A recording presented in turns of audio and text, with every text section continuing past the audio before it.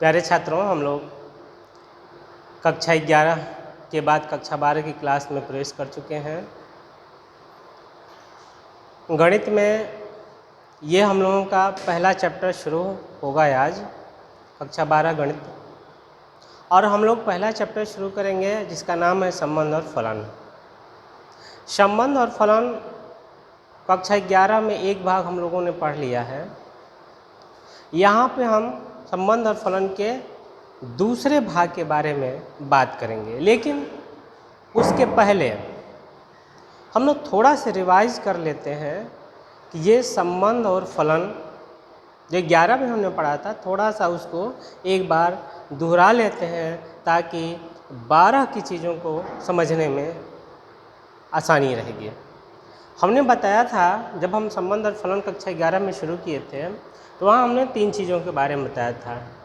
पहला बताया था क्रमित युग्म के रूप में, जिसको हम ऑर्डर्ड पेयर कहते हैं।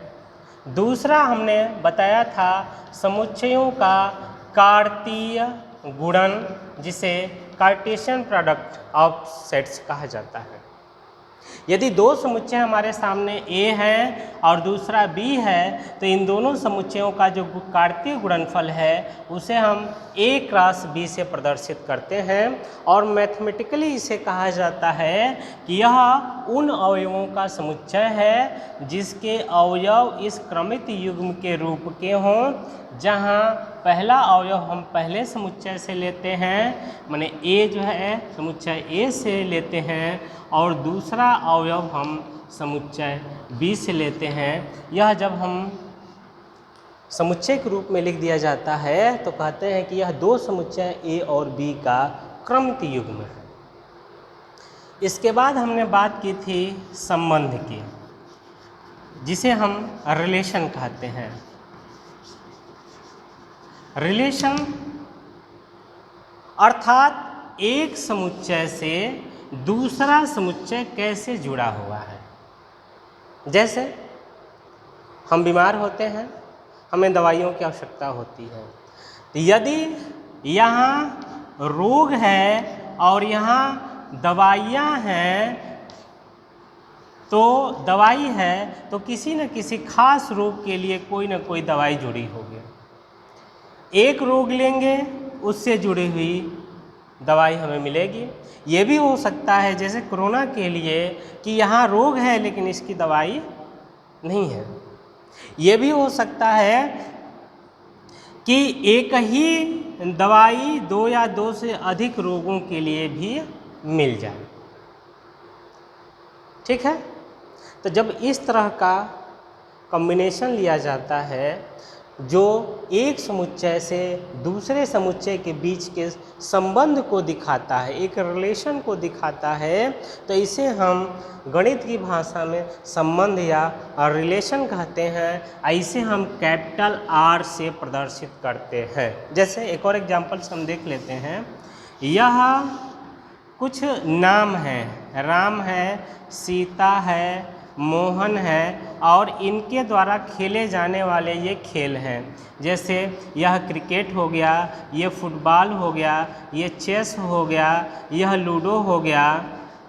ठीक है, यदि हम ये कहें कि राम जो है फुटबॉल पसंद करता है, सीता को जो है लूडो पसंद आता है और मोहन को कोई गेम पसंद नहीं आता है, तो हमने क्या किया, हमने कुछ एक समुच्चय जिसमें कुछ लड़के हैं, ये है लड़कों का समुच्चय या बालकों का समुच्चय, और ये जो है खेल खेलने जाने वाले प्लेइंग गेम्स का समुच्चय है। 2 समुच्चय हो गए, दोनों के बीच में एक रिलेशन है कि राम किस चीज़ को पसंद करता है, सीता किस चीज़ को पसंद करती है। यह जो रिलेशन है एक से दूसरे समुच्चय के बीच का जो संबंध है, इसी को हम गणित की भाषा में संबंध R कहते हैं।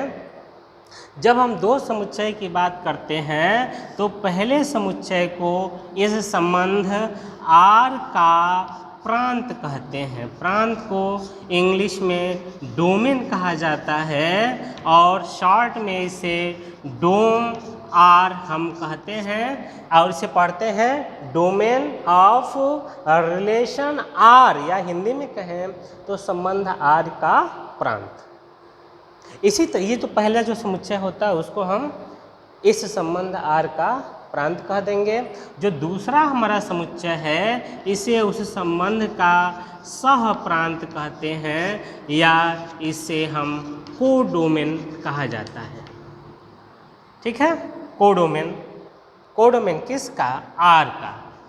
इस संबंध आर का कोडोमेन हम कहते हैं। जैसे यदि हमने एक संबंध ले लिया इस तरह से कि ए 3 से जुड़ा है, बी 2 से जुड़ा है, सी 4 से जुड़ा हुआ है, जबकि समुच्चय ए हमने ले लिया है ए बी सी, तथा समुच्चय बी हमने ले लिया है 2 3 4 5, तो हम देखें कि यह आर ए से बी में संबंध है कि नहीं है। हमें क्या देखना है? देखना है कि आर संबंध है कि नहीं है, चेक करना है संबंध है कि नहीं है। और संबंध कहाँ से कहाँ होगा? समुच्चय ए से बी में हमें चेक करना है। पहले हम यहाँ ए के अवयवों को लिख देते हैं, यहाँ समुच्चय बी के अवयवों को हम लिख देते हैं। यदि ए में देखें कि ए बी सी 3 अवयव हैं, हमने 3 अवयवों को यहाँ लिख दिया। बी में 2 3 4 5 अवयव हैं, हमने 2 3 4 5 अवयव हमने यहाँ लिख दिया। अब यहाँ देखें कि ए किससे जुड़ा है? 3 से जुड़ा है। ए को हमने 3 के साथ जोड़ दिया। बी किससे जुड़ा है? 2 से जुड़ा है, बी हम 2 से जोड़ दिए। सी किससे जुड़ा है? 4 से जुड़ा है, हमने इसको जोड़ दिया। अब देखते हैं कि ये जो संबंध समुच्चय ए से समुच्चय बी के बीच में हमने जिसे आर कहा है उसे संबंध कहेंगे कि नहीं कहेंगे। तो उसका सबसे सिंपल तरीका ये है कि ये जो जितने अवयव हैं वह ए के हैं कि नहीं है। पहली चीज़ ये देख लेते हैं। दूसरे में ये जितने भी समुच्चय अवयव हैं वह बी में हैं कि नहीं है। यदि ऐसा हमें मिल जाता है, जैसे यदि हम इसको न देखें, हम इसको ध्यान दें, इस क्रमित, इसको हम क्रमित युग्म हमने कहा था। क्रमित युग्म का पहला अवयव देखो, पहला अवयव क्या क्या है? ए बी सी, यह पहले समुच्चय से होने चाहिए। है ए भी है, बी भी है और सी भी है। इसका मतलब है कि जो 3 हमारे पास क्रमित युग्म हैं उनका पहला अवयव हमारा समुच्चय ए में मिल रहा है। ठीक, अब हम दूसरे क्रमित युग्म के दूसरे अवयव की बात करते हैं। यहाँ 3 है, यहाँ पर क्या है? 2 है, यहाँ पे है क्या? 4। अब दूसरे अवयव को हम देखेंगे दूसरे समुच्चय में। ये अवयव हमारे दूसरे समुच्चय में मिलने चाहिए। यदि मिल रहा है, जैसे 3 इसमें है, 2 भी इसमें है, 4 भी इसमें है, तब हम कहेंगे कि यह आर ए से बी में एक संबंध परिभाषित करता है। अच्छा, यहीं पे एक और हम समुच्चय बना देते हैं, 2 और 4 इसमें कर देते हैं। इसी संबंध को हमें बताना है कि यह आर ए से सी में संबंध होगा कि नहीं होगा। बता सकते हैं? संबंध है कि नहीं है, बताया जा सकता है। हम पहले किसको ड्रा करेंगे? पहले हम ए को ड्रा करेंगे, फिर किसको ड्रा करेंगे? सी को। ए में कितने अवयव हैं? ए बी सी 3 अवयव हैं, हमने लिख लिया ए बी सी। सी में कितने अवयव हैं? 2 अवयव हैं, 2 और 4। ठीक, अब आते हैं हम इस R के बारे में बात करें। यह जो हमारा R दिया हुआ है उसमें A किससे जुड़ा है? 3 से जुड़ा है। A किससे जुड़ा है? 3 से जुड़ा है। A यह 3 से जुड़ गया। B किससे जुड़ा है? 2 से जुड़ा है। और C किससे जुड़ा है? 4 से जुड़ा है। अब एक चीज़ देखते हैं, इस R का ये जो पहला क्रमित युग्म है इसका यह जो दूसरा अवयव 3 है वह सीमित है ही नहीं है, नहीं ना है। देख लें, यह 3 जो है वह सी में नहीं है, लेकिन यह इससे जुड़ा है जो आर में। अवयव हम बना रहे हैं, ए किससे जुड़ा है? 3 में। यह आर कह रहा है कि ए 3 से जुड़ा है, लेकिन 3 जो सी में है ही नहीं है। इसका मतलब क्या हुआ? इसका मतलब है कि क्रमित युग्म का यह जो दूसरा अवयव का समुच्चय है वह सी से नहीं है। इसलिए हम कहेंगे कि आर ए से सी में एक संबंध नहीं है। ठीक है?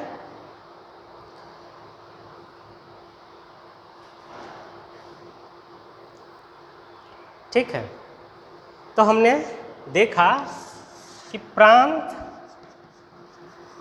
और ये हो गया हमारा सहप्रांत। प्रांत के अवयवों को, कुछ अवयवों या सभी अवयवों को सहप्रांत के कुछ या सभी अवयवों के साथ यदि हम मिला लेते हैं तो इसको हम इस समुच्चय ए से समुच्चय बी के बीच में एक संबंध कहा जाता है। यह हमारा संबंध कहते हैं। अब इस संबंध को मैथमेटिकली ए क्रॉस बी से हम रिलेट किए थे कक्षा 11 में। पहले ए क्रॉस बी को हम समझ लेते हैं। ए, सपोज करिए कि ए में ए और बी दो अवयव हैं। समुच्चय बी में हमारे 1 2 3 3 अवयव हैं। अब ए क्रॉस बी का मतलब समझ सकते हैं। यहाँ ए है, यहाँ बी है, इसमें अवयव ए और बी है, इसमें 1 2 3 है। यह सबसे जुड़ा हो, यह भी सबसे जुड़ा हो। ठीक है, तो यह जो जुड़ाव है मतलब ए का प्रत्येक अवयव बी के प्रत्येक अवयव से जुड़ा है। ठीक है, तो इस तरह का जो जुड़ाव होता है उस जुड़ाव को, उस संबंध को हम ए से बी के बीच में कार्तीय गुणन कहते हैं। इसको क्या कहा जाता है? कार्तीय गुणन। ये हमारे साथ जब कंपलसरी है, यह होना ही चाहिए कि ए का प्रत्येक अवयव सबसे जुड़ा हो। एक अवयव उठाएंगे तो उसको सबके साथ जुड़ा होना चाहिए। दूसरा अवयव उठाएंगे तो उसको भी बी के अवयव के सभी अवयवों से जुड़ा हुआ होना चाहिए। तब इसको कहा जाता है कि यह ए से बी में क्या है? एक कार्तीय गुणन है। यदि इसको हम रोस्टर विधि से लिखें तो ए किससे जुड़ा है? 1 से जुड़ा है। ए कामा 1 एक क्रमित युग्म हो गया। फिर ए किससे जुड़ा है? 2 से जुड़ा हुआ है। ए किससे जुड़ा है? फिर 3 से जुड़ा है। ए तीनों अवयवों से जुड़ गया अलग अलग। अब दूसरे अवयव को लेते हैं। बी 1 से जुड़ा है, बी 2 से जुड़ा है और बी 3 से भी जुड़ा है। इसी को जब हम समुच्चय के रूप में लिखते हैं तो यही ए और बी का कार्तीय गुणन कहलाता है। तो कार्तीय गुणन में हम देख रहे हैं कि पहले समुच्चय का प्रत्येक अवयव दूसरे समुच्चय के प्रत्येक अवयव से जुड़ा होना चाहिए। लेकिन अभी संबंध में हमने क्या बताया है कि पहले समुच्चय के कुछ या सभी अवयव दूसरे समुच्चय के कुछ या सभी अवयवों के साथ जुड़े हो सकते हैं या फिर जुड़े हुए नहीं भी हो सकते हैं। ठीक है, जैसे इसको भी हम एक प्रकार का संबंध कह देंगे।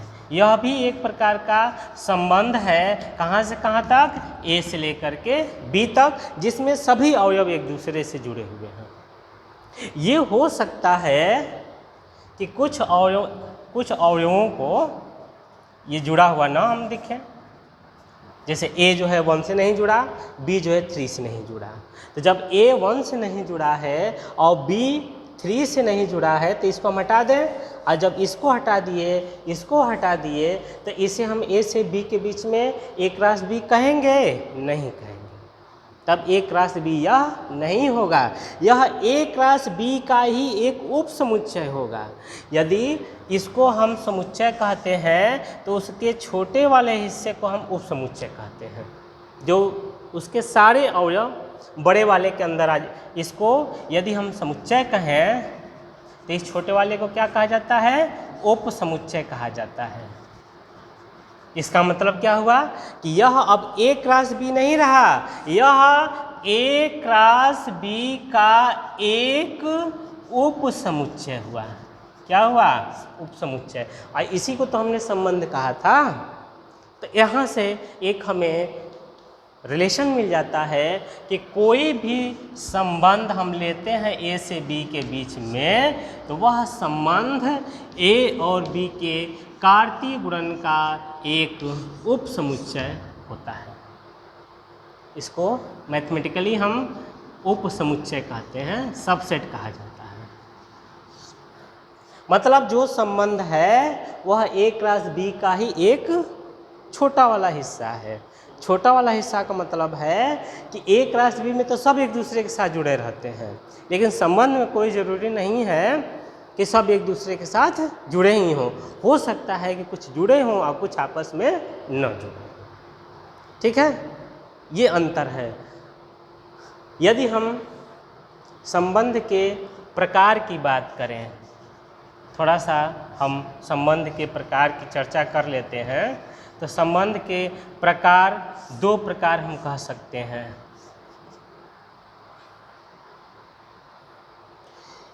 एक होता है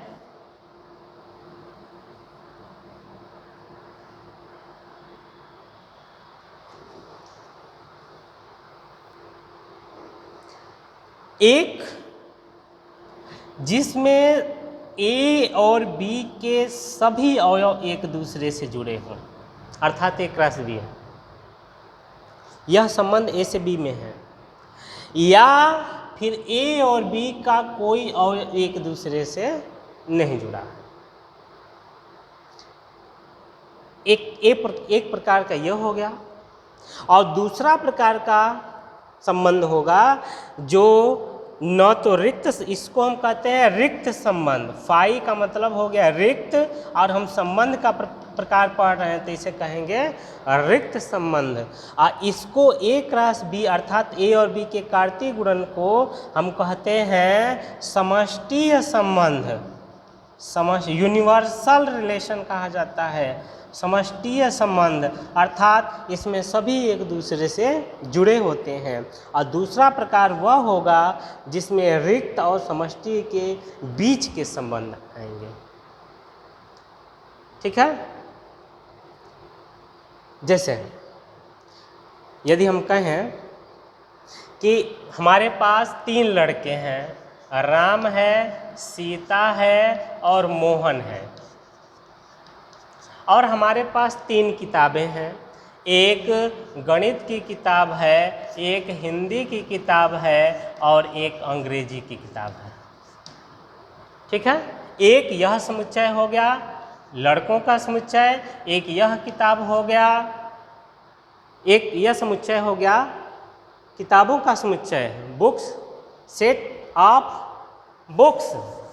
अब इसको एक रिलेशन हम बनाते हैं अपने मन से। अब बताइएगा इसको, ये कौन सा समुच्चय है? हमने ये कहा, एक संबंध हमने ये बनाया जिसमें राम, सीता, मोहन, यहाँ लड़कों का समुच्चय हो गया, और यहाँ किताबों का गणित है, हिंदी है और अंग्रेजी है। सपोज करिए कि राम को अंग्रेजी पसंद है, सीता को हिंदी पसंद है और मोहन को गणित पसंद है। ठीक है, एक तो ये हो गया। दूसरा पहले बना लें और उसके बाद हम इसको डिस्क्राइब करेंगे। राम, यहाँ शॉर्ट में लिख देते हैं हिंदी, इंग्लिश, मैथमेटिक्स। राम को हिंदी पसंद है, इंग्लिश पसंद है, मैथमेटिक्स भी पसंद है। इसी तरह से जो सीता है उसको भी हिंदी पसंद है, इंग्लिश पसंद है और मैथमेटिक्स पसंद है। तथा जो मोहन है उसको भी हिंदी पसंद है, इंग्लिश पसंद है और उसको भी मैथमेटिक्स पसंद है। तीसरा समुच्चय हम बना लेते हैं। यह राम है, यह सीता है, यह मोहन है और तथा ये विषय हैं हिंदी, इंग्लिश और मैथमेटिक्स। राम को इनमें से कोई चीज़ पसंद नहीं है, वो उसको जियोग्राफी पसंद है, भूगोल उसको अच्छा लगता है। सीता को गृह विज्ञान अच्छा लगता है, सपोज कर सकते हैं, और मोहन को हमारा बायोलॉजी अच्छा लगता है। तो इसमें से कोई इस दूसरे समुच्चय में जुड़ाव रखेगा? नहीं रखेगा, क्योंकि राम को इनमें से कोई पसंद नहीं है। इसी तरह सीता को भी इसमें से कोई पसंद नहीं विषय है तथा मोहन को भी इसमें से कोई विषय पसंद नहीं है। अर्थात यह एक ऐसा संबंध है जिसमें एक दूसरे से कोई अवयव जुड़े हुए नहीं हैं। इसी को हम क्या कहते हैं? रिक्त समुच्चय कहा जाता है। इसी को हम फाई से प्रदर्शित करते हैं। यहाँ देखें, राम को सभी पसंद हैं, इसी तरह सीता को भी सभी विषय पसंद हैं तथा मोहन को भी सभी किताबें पसंद है। अर्थात पहले समुच्चय के जितने अवयव हैं दूसरे समुच्चय के सभी अवयवों से जुड़े हुए हैं। राम भी तीनों से जुड़ा है, सीता भी तीनों से जुड़ी है, मोहन भी तीनों से जुड़ा है। तो इसी को कहा जाता है समष्टीय समुच्चय। और इसको यदि हम P और Q कहते हैं समुच्चय, तो इसको हम P क्रॉस Q से प्रदर्शित कर देते हैं। अर्थात इसे कहा जाता है P और Q का कार्तीय गुणनफल, क्रॉस, ठीक है, कार्टेशियन प्रोडक्ट है ये। और ये अब जब समष्टीय समुच्चय हो गया, रिक्त समुच्चय हो गया, तो एक प्रकार में ये हो गए, तो यह जो होगा वह दूसरे प्रकार में आएगा। ठीक है।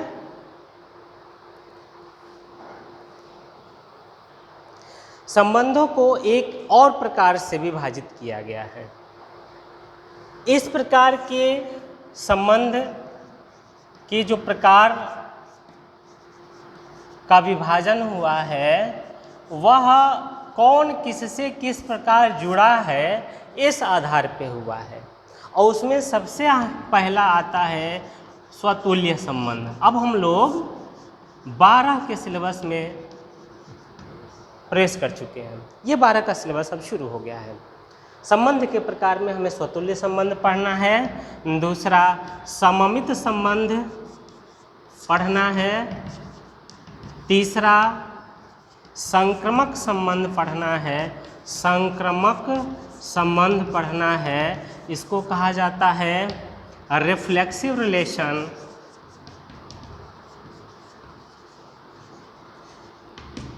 इसको कहा जाता है सिमेट्री रिलेशन, सिमेट्रिक रिलेशन, और इसको कहा जाता है ट्रांजिटिव रिलेशन।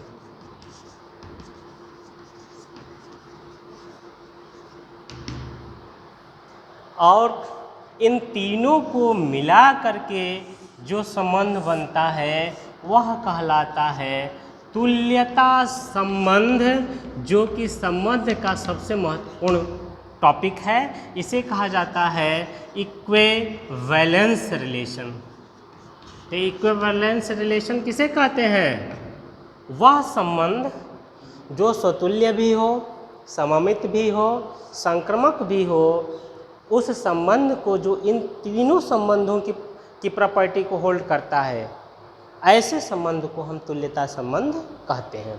तो पहले हम एक एक करके तीनों को समझ लें, फिर हम आगे बढ़ते हैं। ठीक है।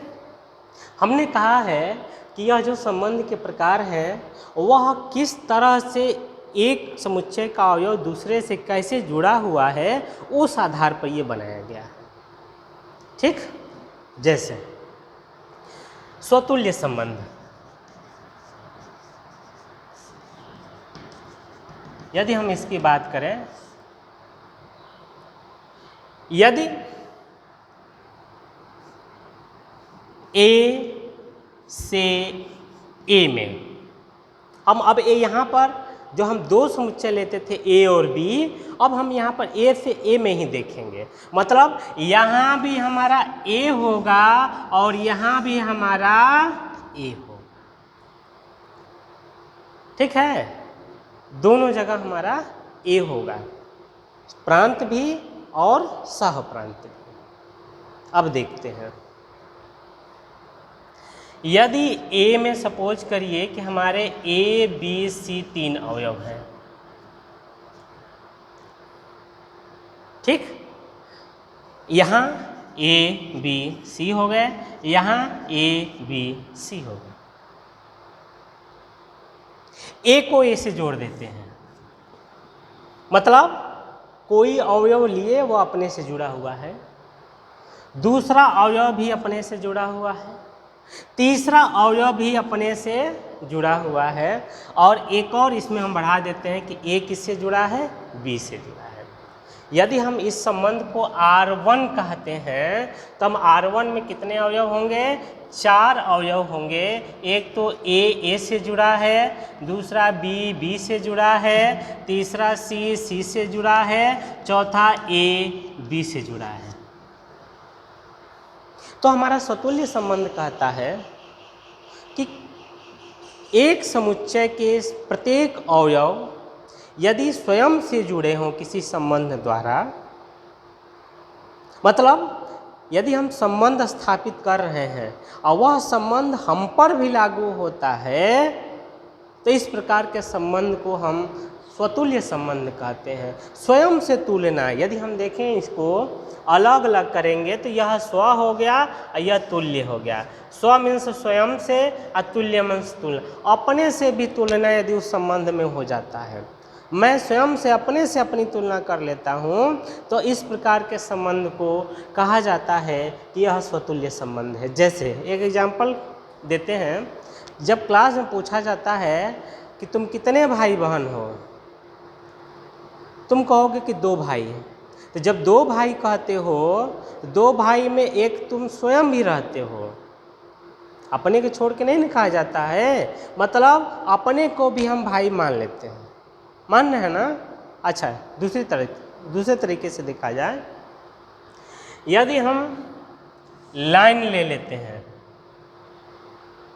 रेखाओं का समुच्चय हमने ले लिया और उसमें एक ऐसी रेखा ले ली हमने, ठीक है, और एक संबंध हमने स्थापित किया और वह संबंध हमने ले लिया किसका, समांतर होने का संबंध, पैरेलल होने का संबंध। तो यह लाइन स्वयं की पैरेलल है कि नहीं है? है। यदि इस लाइन को हम L1 लाइन कहें तो हम कहेंगे ना कि जो L1 लाइन है वह पैरेलल है किसके, अपने स्वयं के पैरेलल है। यदि यहीं पर एक और हम लाइन ले लेते हैं L2, तो हम कहेंगे कि L2 भी किसके पैरेलल है, L2 के पैरेलल है। और यहाँ हम ये भी कह सकते हैं कि L1 L2 के भी पैरेलल है ना। तो ये जो समांतर होने का संबंध है वह स्वयं से लागू हुआ कि नहीं हुआ, अपने पर भी तो लागू हो रहा है। हम कोई लाइन ले रहे हैं तो वह लाइन अपने पैरेलल है, इस लाइन को लिए तो यह भी अपने पैरेलल हो गई ना। भले ही दूसरे के साथ पैरेलल हो जाए लेकिन अपने पर भी वो जब लागू होता है संबंध, तो इस प्रकार के संबंध को हम लोग स्वतुल्य संबंध कहते हैं। यह भी क्या हो गया, एक स्वतुल्य संबंध हो गया। क्यों? क्योंकि इसमें 3 अवयव हैं और तीनों अपने में देखो जुड़े हुए हैं। 3 अवयव ए बी सी हैं, ए से जुड़ा मिलेगा, बी से जुड़ा मिलेगा, सी से मिला, इसके अलावा मिल सकता है, नहीं भी मिल सकता है, ठीक है, लेकिन अपने से मिलने वाला होना चाहिए। इस प्रकार के संबंध को हम स्वतुल्य संबंध कहते हैं, ठीक है। अच्छा, इसी में थोड़ा सा यदि हम परिवर्तन करके बता दें,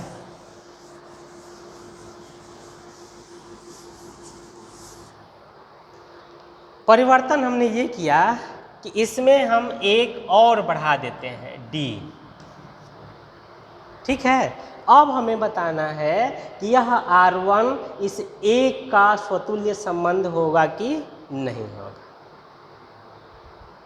सोचिए, ए में ए बी सी डी 4 अवयव हैं। R1 हमारा ए कामा ए, बी कामा बी, सी कामा सी, ए कामा बी अवयव रखता है। हमें ये बताना है कि यह R1 इस ए से ए में स्वतुल्य होगा कि नहीं होगा। इसके लिए हम यदि ग्राफ वेन डायग्राम के आधार पर देखेंगे तो ज़्यादा आसान हो जाएगा। इसमें ए बी सी डी 4 अवयव हैं, इसमें ए बी सी डी 4 अवयव हैं, ए से जुड़ा है, बी से जुड़ा है, सी से जुड़ा है और ए बी से जुड़ा है। यह R1 में लिखा हुआ है, देखो ए से जुड़ा है, बी से जुड़ा है, सी से जुड़ा है और फिर ए किससे जुड़ गया है, बी से जुड़ गया है। हमने क्या कहा था कि स्वतुल्य होने के लिए ये कंडीशन है कि ए का प्रत्येक अवयव अपने से जुड़ा हो। ए में कितने अवयव हैं, 4, तो चारों अपने से जुड़े होने चाहिए। इसमें ए तो अपने से जुड़ा मिल गया, बी भी अपने से जुड़ा हुआ मिल गया, सी भी अपने से जुड़ा हुआ मिल गया, लेकिन क्या ये चौथा अपने से जुड़ा हुआ मिल रहा है, नहीं मिल रहा है। तो मतलब ए का प्रत्येक अवयव अपने से जुड़ा हुआ नहीं दिख रहा है, इसलिए इस ए के लिए यह R1 स्वतुल्य संबंध नहीं होगा। ठीक है,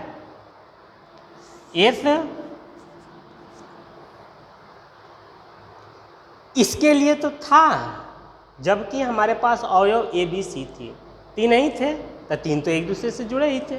यहाँ फिर डी नहीं था, यहाँ भी नहीं था, यहाँ नहीं था, तो ए से जुड़ा मिल रहा था, बी से जुड़ा मिल रहा था, सी से जुड़ा मिल रहा था। तो उस केस में जबकि ए में 3 अवयव ए बी सी हैं, यह R1 स्वतुल्य हो रहा था। लेकिन जब इसमें एक अवयव और बढ़ गया डी, उस केस में इसका प्रत्येक अवयव अपने से जुड़ा हुआ नहीं मिल रहा है। प्रत्येक अवयव के लिए हमने कहा है कि इस समुच्चय का प्रत्येक अवयव अपने से वह संबंध, उस संबंध द्वारा अपने से जुड़ा होना चाहिए। यदि ऐसा मिल रहा है तब हम कहेंगे कि यह R1 स्वतुल्य है। यदि ऐसा नहीं मिल रहा है तो हम कहेंगे कि R1 स्वतुल्य नहीं है। जैसे इस केस में 3 अवयव तो मिल गए, लेकिन चौथा इससे जुड़ा है, अपने से नहीं जुड़ा है, इसलिए यह स्वतुल्य नहीं है। दूसरा एग्जाम्पल और देख लेते हैं। इस लाइन के केस में यदि एक लाइन हमने ले लिया और जो हमने संबंध ले लिया है वह परपेंडिकुलर होने का संबंध ले लिया है, तो कोई रेखा अपने लंबवत होती है, नहीं होती है। कोई रेखा अपने लंबवत होती है, नहीं होती है ना। इसलिए पहले ही में पता चल गया कि जो परपेंडिकुलर होने का संबंध है वह स्वतुल्य संबंध नहीं है। ठीक है, कोई दिक्कत हो रही है? अच्छा, एक और चीज़ देख लो। जैसे लड़कों का समुच्चय है, लड़कों का केवल समुच्चय हम देखें और उसमें एक संबंध ले लें, पिता होने का संबंध। तो कोई भी लड़का अपना पिता होता है? होगा जी? नहीं ना। बड़ा होने का संबंध, यदि हम संख्याओं के केस में कहें, हमने ले लिया 5 और हमने संबंध लिया है, संबंध हमने लिया है बड़ा होने का संबंध, तो क्या 5 अपने से बड़ा होगा? नहीं होगा। इसलिए बड़ा होने का संबंध भी स्वतुल्य संबंध नहीं है।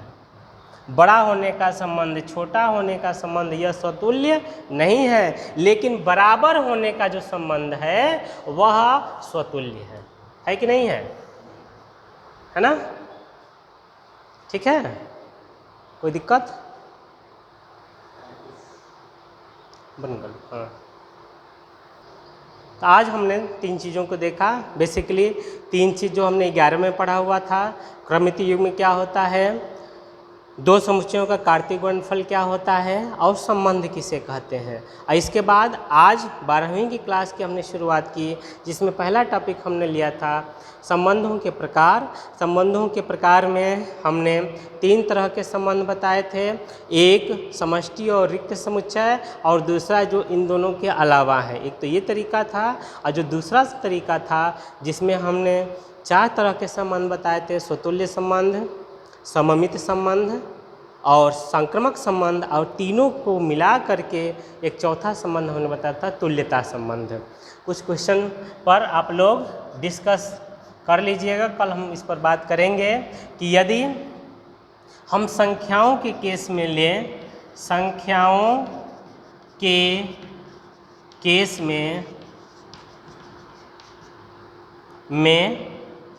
ग्रेटर देन और इक्वल टू संबंध स्वतुल्य है या नहीं,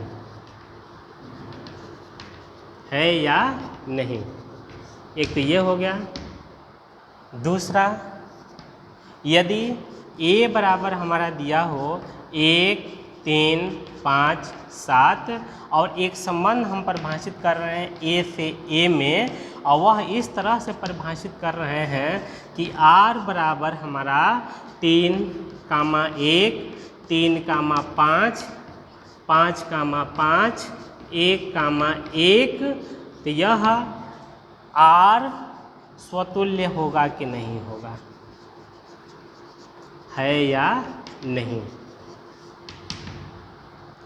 तीसरा एक और लेते हैं कि यदि a बराबर दिया हुआ है 3, 7, 9 और b बराबर दिया है p, q, r, तो